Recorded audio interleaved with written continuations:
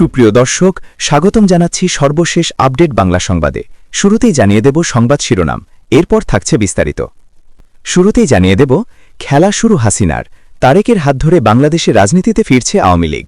বিস্তারিত থাকছে প্রতিবেদনে। আরও জানিয়ে দেব হাত মেলাল বিএনপি আওয়ামী লীগ, জামায়াত রুখতে জোট বাঁধছেন তারেক জয়।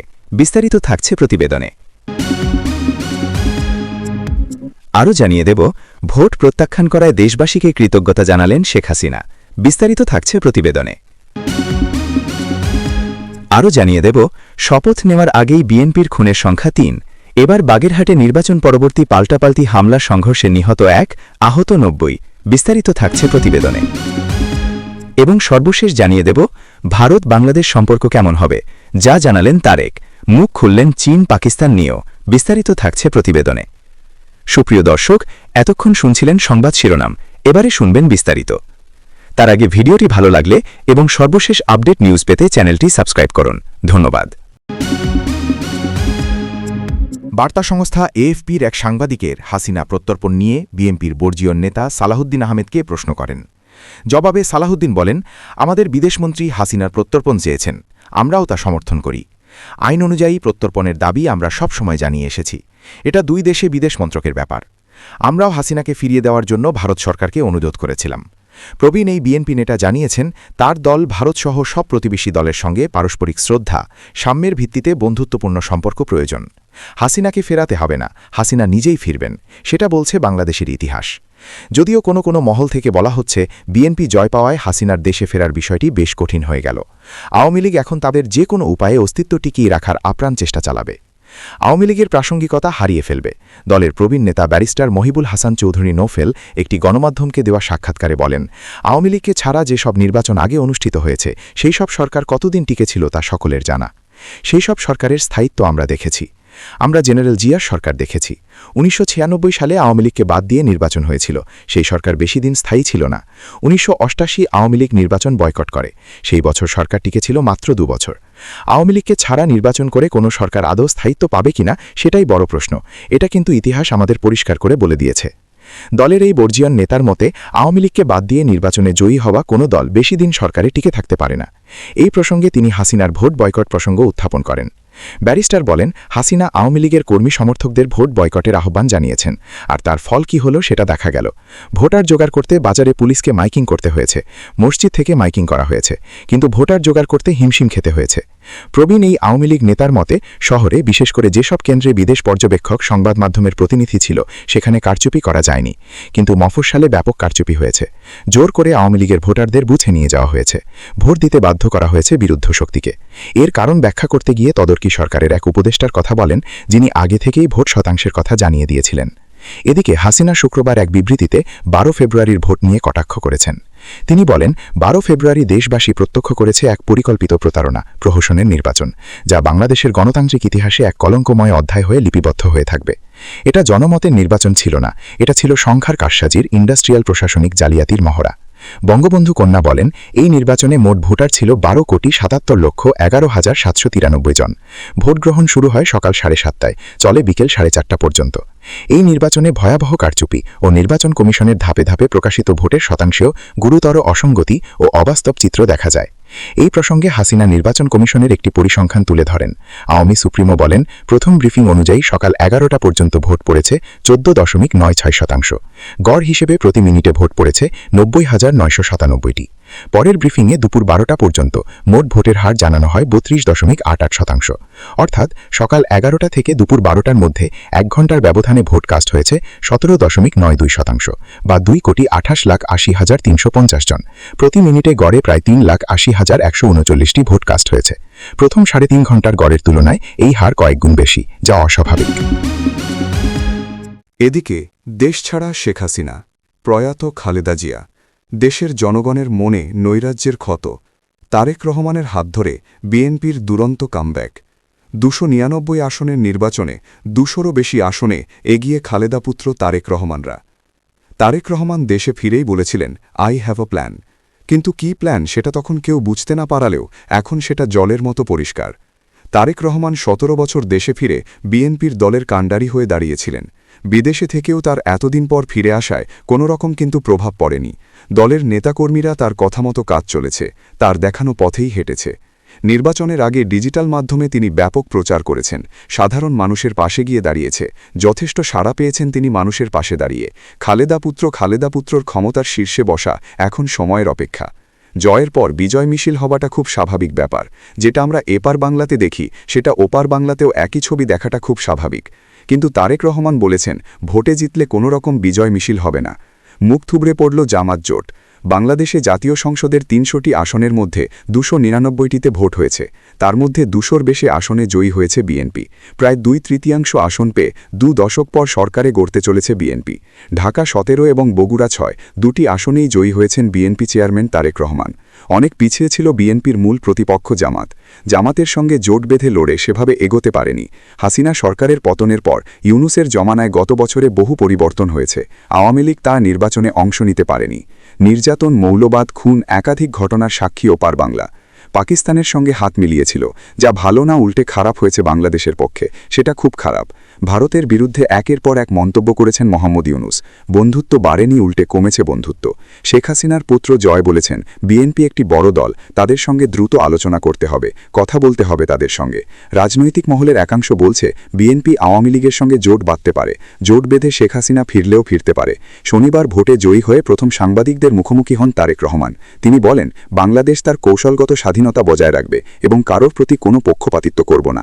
দেশের স্বার্থই সবার আগে। প্রতিবেশী দেশগুলির সঙ্গে বন্ধুত্বপূর্ণ সম্পর্ক রাখা হবে। আওয়ামী লীগ এবং বিএনপি জোট বাড়বে কিনা সেটা তো সময় বলবে। গত ১.৫ বছরে যে একাধিক ঘটনা ঘটেছে বাংলাদেশে, সেই বিষয়ে বিএনপি চেয়ারম্যান বলেন, আমার বক্তব্য স্পষ্ট, যে কোনো মূল্যে শান্তি ও শৃঙ্খলা বজায় রাখতে হবে। কোনো রকম অন্যায় কিংবা বেআইনি কর্মকাণ্ড আমরা বরদাস্ত করব না। দল, মত, ধর্ম নির্বিশেষে কোনো অজুহাতেই দুর্বলের ওপর সবলের আক্রমণ আমরা মেনে নেব না। আইনের শাসন প্রতিষ্ঠা না হলে আমাদের সকল প্রচেষ্টা ব্যর্থ হয়ে যেতে পারে। প্রতিটি নাগরিকের জন্য আইন সমান। বাংলাদেশের রাজনীতিতে কোণঠাসা অবস্থা থেকে একচেটিয়া জয়, তাই জয় নিঃসন্দেহে পরিবর্তিত প্রেক্ষাপটে গুরুত্বপূর্ণ। এদিকে বাংলাদেশের ত্রয়োদশ জাতীয় সংসদ নির্বাচনকে প্রহসনের ভোট আখ্যা দিয়ে তা সম্পূর্ণভাবে প্রত্যাখ্যান করেছেন আওয়ামী লীগ সভাপতি শেখ হাসিনা। বৃহস্পতিবার অনুষ্ঠিত এই নির্বাচনে ভোটারদের নগণ্য উপস্থিতির কথা উল্লেখ করে এক বিবৃতিতে তিনি বলেন, দেশের মানুষ এই তথাকথিত নির্বাচন বর্জন করে প্রমাণ করেছে যে তারা কোনো প্রহসন মানে না। আওয়ামী লীগকে নির্বাচনের বাইরে রেখে এবং দলের কার্যক্রম স্থগিত করে আয়োজিত এই ভোটকে তিনি ভোটারবিহীন প্রতারণা হিসেবে বর্ণনা করেছেন। শেখ হাসিনা তার বিবৃতিতে দাবি করেন, বর্তমান অন্তর্বর্তীকালীন সরকার অবৈধ এবং অসাংবিধানিক উপায়ে ক্ষমতা দখল করে জনগণের ভোটাধিকার ও সংবিধানের চেতনাকে বুড়ো আঙুল দেখিয়েছে। তিনি অভিযোগ করেন, ১১ই ফেব্রুয়ারি সন্ধ্যা থেকেই ভোটকেন্দ্র দখল, গোলাগুলি এবং টাকার বিনিময়ে ভোট কেনাবেচার মাধ্যমে এই নাটকের সূত্রপাত হয়েছিল। এমনকি অনেক জায়গায় এজেন্টদের কাছ থেকে আগেই ফলাফল শিটে স্বাক্ষর করিয়ে নেওয়া হয়েছে এবং ব্যালট পেপারে দেদারসে সিল মারা হয়েছে বলেও তিনি অভিযোগ তোলেন। নির্বাচন কমিশনের দেওয়া ভোটের পরিসংখ্যান নিয়ে গভীর সংশয় প্রকাশ করে শেখ হাসিনা জানান, তাদের তথ্যমতে সকাল ১১টা পর্যন্ত অর্থাৎ ৩.৫ ঘণ্টায় ভোট পড়ার হার ছিল মাত্র ১৪.৯৬%। কিন্তু পরবর্তী ১ ঘণ্টার ব্যবধানে দুপুর ১২টার মধ্যে সেই হার লাফিয়ে ৩২.৮৮% পৌঁছানোকে তিনি সম্পূর্ণ অবিশ্বাস্য এবং অস্বাভাবিক কারচুপি হিসেবে গণ্য করছেন। আওয়ামী লীগের পক্ষ থেকে দাবি করা হয়েছে, বাংলাদেশের নির্বাচনী ইতিহাস বলে সকালের দিকেই ভোটার উপস্থিতি সবচেয়ে বেশি থাকে, কিন্তু এবার ১ ঘণ্টার ব্যবধানে ভোটের হার দ্বিগুণ হয়ে যাওয়া স্পষ্টত জালিয়াতির প্রমাণ। শেখ হাসিনা আরও অভিযোগ করেন যে গত কয়েকদিন ধরে আওয়ামী লীগের কর্মী সমর্থকদের ওপর ব্যাপক হামলা চালানো হয়েছে এবং ভয়ভীতি প্রদর্শন করে তাদের জোরপূর্বক কেন্দ্রে নিয়ে যাওয়ার চেষ্টা করা হয়েছে। তবে সকল প্রতিকূলতা ও ভয়ভীতি উপেক্ষা করে জনগণ আওয়ামী লীগবিহীন এই নির্বাচন বর্জন করায় তিনি দেশবাসীকে ধন্যবাদ ও কৃতজ্ঞতা জানিয়েছেন। তার মতে ভোট গ্রহণের সবচেয়ে গুরুত্বপূর্ণ সময়ে মানুষের এই অনুপস্থিতি প্রমাণ করে যে বর্তমান সরকারের প্রতি জনগণের কোনো আস্থা নেই। এই নির্বাচনকে ইতিহাসের অন্যতম কলঙ্কিত অধ্যায় হিসেবে উল্লেখ করে তিনি একে একটি সুপরিকল্পিত প্রহসন। এদিকে বাগেরহাটে ভোট শেষে বিএনপি, জামায়াত ও স্বতন্ত্র প্রার্থীর সমর্থকদের মধ্যে পাল্টাপাল্টি হামলা ও সংঘর্ষের ঘটনায় অন্তত ৯০ আহত হয়েছেন। নিহত হয়েছেন স্বতন্ত্র প্রার্থী এক সমর্থক। আহতদের মধ্যে বেশ কয়েকজনের অবস্থা গুরুতর। ভোটের আগে থেকেই বাগেরহাট সদর ও কচুয়া এলাকায় বিএনপি, জামায়াত ও বিএনপির বিদ্রোহী প্রার্থীর সমর্থকদের মধ্যে সংঘাত শুরু হয়। ভোট পরবর্তী যা রক্তক্ষয়ী সংঘর্ষে রূপ নিয়েছে। নির্বাচন পরবর্তী 2 দিনে জেলার বিভিন্ন উপজেলায় অন্তত 30টি সংঘাতে এসব হাতাহতের ঘটনা ঘটে। এছাড়া সদর উপজেলার মান্দ্রা গ্রামে পাল্টাপাল্টি হামলায় বিএনপি ও জামায়াতের সমর্থকদের 14টি বসতবাড়ি এবং শরণখোলা মোরেলগঞ্জে 6টি বসতবাড়ি ভাঙচুর করা হয়। এসব ঘটনায় শনিবার 6 জন ও গতকাল শুক্রবার 2 জনকে আটক করেছে আইনশৃঙ্খলা বাহিনীর সদস্যরা। সবশেষ শনিবার দুপুরে বাগেরহাট সদর উপজেলার বারৈপাড়া ইউনিয়নের আরপাড়া এলাকায় স্থানীয় বিএনপি ও জামায়াত নেতৃকর্মীদের মধ্যে সংঘর্ষের ঘটনায় নারীসহ অন্তত 30 জন রক্তাক্ত জখম হয়েছে। আহতদের মধ্যে সাবেক ইউপি সদস্য পপলু সর্দার, সাবেক ছাত্রদল নেতা সাগর, জামায়াতের মুজাহিদ সহ কয়েকজনকে খুলনা মেডিকেল কলেজ হাসপাতালে ভর্তি করা হয়েছে। ভোটের আগের রাতেও এই এলাকায় 2 দলের নেতৃকর্মীদের মধ্যে সংঘর্ষের ঘটনা ঘটেছিল। এছাড়া স্বতন্ত্র প্রার্থী ঘোড়া প্রতীত ও বিএনপির সমর্থকদের মধ্যে কয়েক দফা সংঘাতের ঘটনা ঘটে। এদিকে শনিবার সন্ধ্যায় সদর উপজেলার পারন নাওয়াপাড়া ও কচুয়া উপজেলার ছিটাবাড়ি এলাকায় স্বতন্ত্র প্রার্থী MAH সেলিমের ও বিএনপির প্রার্থী শেখ মোহাম্মদ জাকির হোসেনের সমর্থকদের মধ্যে সংঘর্ষে 10 জন আহত হয়। আহতদের মধ্যে স্বতন্ত্র প্রার্থী ঘোড়া প্রতীক সমর্থক ওসমান সর্দার নামের এক যুবক খুলনা মেডিকেল কলেজ হাসপাতালে চিকিৎসাধীন অবস্থায় মারা গেছেন। আজ শনিবার দুপুরে ঘটনাস্থলে গিয়ে পুলিশ ও স্থানীয়দের ভিড় দেখা যায়। প্রত্যক্ষদর্শীদের 4 জনের সাথে কথা বলে জানা গেছে, পারন নাওয়াপাড়া ও ছিটাবাড়ি গ্রামের মাঝ দিয়ে বয়ে যাওয়া সরু খালটি 2 উপজেলাকে বিভক্ত করেছে। সন্ধ্যার আগে 2 পক্ষ পারন নাওয়াপাড়া এলাকায় সংঘর্ষে জড়ায়, পরে দৌড়ে ছোট ব্রিজ পেরিয়ে ছিটাবাড়ি এলাকায় প্রবেশ করে। সেখানেও উভয় পক্ষের মধ্যে সংঘর্ষ চলে। পরে আহতদের বাগেরহাট 250 শয্যা জেলা হাসপাতাল ও খুলনা মেডিকেল কলেজ হাসপাতালে ভর্তি করা হয়। নিহত ওসমান সর্দার বাগেরহাট সদর উপজেলার পারন নাওয়াপাড়া গ্রামের শাহজাহান সর্দারের ছেলে। বছর 5 আগে বিয়ে করা ওসমানের পৌনে 4 বছরের এক পুত্র সন্তান রয়েছে। সংঘর্ষের সময় আহত একই গ্রামের ইমরান সর্দার বলেন, শুক্রবার বিকেলে পশ্চিম পারন নাওয়াপাড়ার বিএনপি নেতা শহীদুলের নেতৃত্বে 40 থেকে 50 জন লাঠিসোঁটা নিয়ে বাড়ি বাড়ি গিয়ে কারা ঘোড়ায় ভোট দিয়েছে তাদের খুঁজতে থাকে। যাকে সামনে পায় তাকেই মারধর করে। এক পর্যায়ে গ্রামবাসী মিলে তাদের প্রতিরোধের চেষ্টা করলে 2 পক্ষের মধ্যে সংঘর্ষ বেঁধে যায়। এতে আমি, ওসমান সহ অনেকে আহত হন। বাগেরহাটের অতিরিক্ত পুলিশ সুপার সদর সার্কেল মোহাম্মদ শামীম হোসেন বলেন, পারন নাওয়াপাড়া ও ছিটাবাড়ি এলাকায় 2 পক্ষের সংঘর্ষে আহত 1 জনের মৃত্যু হয়েছে। ঘটনায় জড়িতদের পুলিশ শনাক্ত করেছে, তাদের ধরতে অভিযান চলছে। মামলার প্রক্রিয়া চলমান। সদর উপজেলায় চুনখোলা, মান্দ্রা, চুলকাঠি সহ বিভিন্ন এলাকায় বিএনপি, জামায়াত ও স্বতন্ত্র প্রার্থীর সমর্থকদের মধ্যে পাল্টাপাল্টি হামলায় নারীসহ 15 জন আহত হয়েছে। এদিকে মোরেলগঞ্জ ও শরণখোলা 2 দিনে প্রায় 6 দফা পাল্টাপাল্টি হামলা ও সংঘর্ষে বিএনপি ও জামায়াতের অন্তত 25 জন আহত হয়েছেন। আহতদের মোরেলগঞ্জ, শরণখোলা ও খুলনার বিভিন্ন হাসপাতালে চিকিৎসা দেওয়া হচ্ছে। কচুয়া উপজেলার চন্দ্রপাড়া, আন্ধার মানিক, গোপালপুর সহ বিভিন্ন এলাকায় গেল 2 দিনের সংঘর্ষে বিএনপি, জামায়াত ও স্বতন্ত্র প্রার্থীর অন্তত 10 নেতৃকর্মী আহত হয়েছেন। এদিকে নির্বাচনে বিপুল সংখ্যাগরিষ্ঠতা অর্জনের পর বাংলাদেশের রাজনৈতিক ভবিষ্যৎ এখন অনেকটাই নির্ভর করছে বিএনপি প্রধান তারেক রহমানের ওপর। দীর্ঘ রাজনৈতিক অস্থিরতা, হিংসা ও কূটনৈতিক টানাপোড়েনের আবহে নতুন সরকারের সামনে সবচেয়ে বড় চ্যালেঞ্জ দেশকে স্থিতিশীলতার পথে ফেরানো এবং ভারসাম্যপূর্ণ বিদেশ নীতি গড়ে তোলা।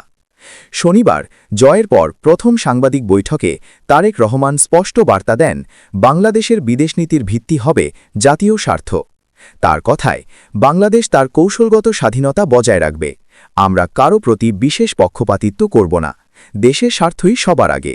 প্রতিবেশী দেশগুলির সঙ্গে বন্ধুত্বপূর্ণ সম্পর্ক বজায় রাখা হবে। বিশেষ করে ভারত সম্পর্ক নিয়ে জল্পনার মাঝেই তিনি জানান, কোনো দেশের প্রতি ঝোঁক নয়।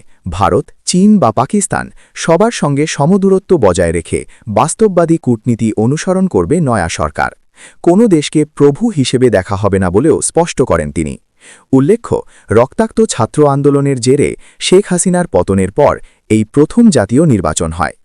297টি আসনের মধ্যে 212টিতে জয় পেয়ে বিএনপি নিরঙ্কুশ সংখ্যাগরিষ্ঠতা অর্জন করেছে। দ্বিতীয় স্থানে রয়েছে বাংলাদেশ জামায়াতে ইসলামী। তার কথায়, বিদেশনীতি নিয়ে আমাদের ভাবনা স্পষ্ট। বাংলাদেশ ও বাংলাদেশিদের স্বার্থই সবার আগে। এটাই আমাদের বিদেশনীতি। ভারত, পাকিস্তান এবং চীনের সঙ্গে কিভাবে সম্পর্ক বজায় রাখবেন, এই প্রশ্নে বিএনপি নেতৃত্বের স্পষ্ট বক্তব্য, আমাদের কাছে প্রত্যেক দেশের জন্য বিদেশনীতি এক। প্রায় 17 বছরের নির্বাসন কাটিয়ে দেশে ফেরার পর এই নির্বাচনে নেতৃত্ব দেন তারেক রহমান। বিশ্লেষকদের মতে তার বক্তব্যে স্পষ্ট, বাংলাদেশ প্রথম নীতিতেই এগোতে চায়। আঞ্চলিক শক্তিগুলির সঙ্গে ভারসাম্য বজায় রেখে জাতীয় স্বার্থ রক্ষা এই পথেই হাঁটতে চাইছে নতুন সরকার।